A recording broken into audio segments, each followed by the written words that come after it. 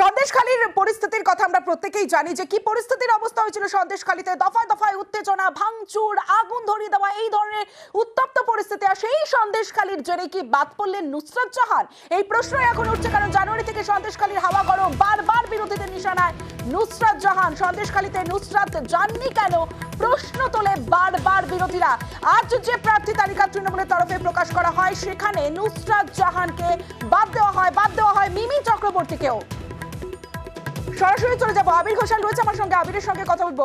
আবির, এই যে তারকা প্রার্থী যারা ছিলেন নুসরাত জাহান, মিমি চক্রবর্তী, নুসরাত জাহানকে কি এই সন্দেশখালীর জেরেই বাদ দেওয়া হলো? অন্যদিকে তো মিমি চক্রবর্তী, তাকেও প্রার্থী তালিকায় তার নাম নেই।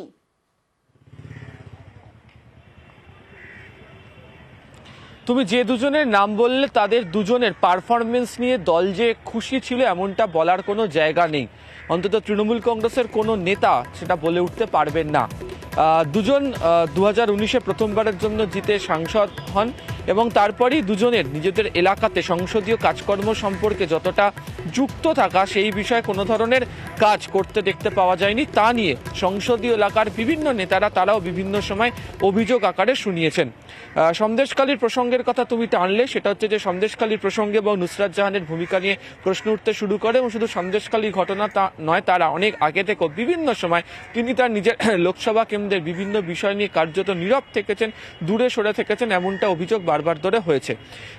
তিনি তার নিজের পেশাগত ক্ষেত্রে সিনেমা, তিনি তার বিভিন্ন যে শ্যুট সেগুলো নিয়ে ব্যস্ত। এমনকি সন্দেশখালীর ঘটনা নিয়ে বিরোধীরা যখন লাগাতার আক্রমণ করছে তৃণমূল কংগ্রেসকে, তখনও দেখতে পাওয়া গেছে যে তৃণমূল কংগ্রেস সাংসদের রিলস সেটি ভাইরাল হয়েছে। ফলে তার যে ভূমিকা, সেই ভূমিকা দলের মধ্যেই উঠতে শুরু করে। এমনকি যারা সেখানকার সংগঠন সামলাতেন, যারা বাকি কাজ সামলেছেন, তারাও বিভিন্ন সময় সংসদকে সেই অর্থে পাননি। যেহেতু তৃণমূল কংগ্রেস চাইছে যে পুরোদস্তুর যারা রাজনীতির ময়দানে থাকছেন, এলাকার মানুষের সাথে জনসংযোগে থাকছেন, যাদের পারফরমেন্স অত্যন্ত ভালো, মানুষ যাদেরকে সহজে গ্রহণ করতে পারছেন বা পেরেছেন, তাদেরকেই নির্বাচনে টিকিট দেওয়া হবে বা তাদেরকেই দায়িত্ব দেওয়া হবে। সেক্ষেত্রে দাঁড়িয়ে সেই পারফরমেন্সের মাপকাঠিতে তিনি বাদ পড়েছেন বলে মনে করা হচ্ছে। দ্বিতীয় নাম অবশ্যই মিমি। এবং তুমি জানো যে শেষ বিধানসভা অধিবেশন একটা দিন তিনি মমতা বন্দ্যোপাধ্যায়ের সঙ্গে দেখা করতে পৌঁছেও যান হচ্ছে বিধানসভাতে, এবং তারপর বেরিয়ে এসে তিনি পাল্টা চ্যালেঞ্জ ছুড়ে বলেছিলেন তিনি পারফর্ম করেছেন, তিনি কাজ করেছেন। তার বিরুদ্ধে যে প্রশ্ন উঠছে, তাকে দোষারোপ করা হচ্ছে, তিনি বাকিদের দিকে তিনি আঙুল তুলতে শুরু করেন। একই সঙ্গে তিনি উল্লেখ করে গিয়েছিলেন যে তিনি ইস্তফা দিতে চান, সেই সংক্রান্ত বিষয়ে তিনি দলের নেতৃত্বকে জানিয়েছেন। তবে যাদবপুর লোকসভা কেন্দ্রের সঙ্গে যারা সংযুক্ত, তাদেরও বক্তব্য যে গত 5 বছর ধরে একজন সাংসদের যে ধরনের ভূমিকা পালন করে থাকা দরকার ছিল, সেটা তারা লক্ষ্য করতে তো পারেননি।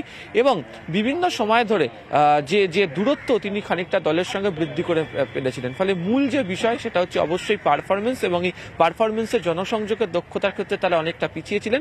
সেই কারণেই তাদেরকে পুনরায় তৃণমূল কংগ্রেস প্রার্থী করলো না, এমনটাই মনে করছে রাজনৈতিক মহল। বেশ, আবির সঙ্গে থাকো, আমি আসবো তোমার কাছে।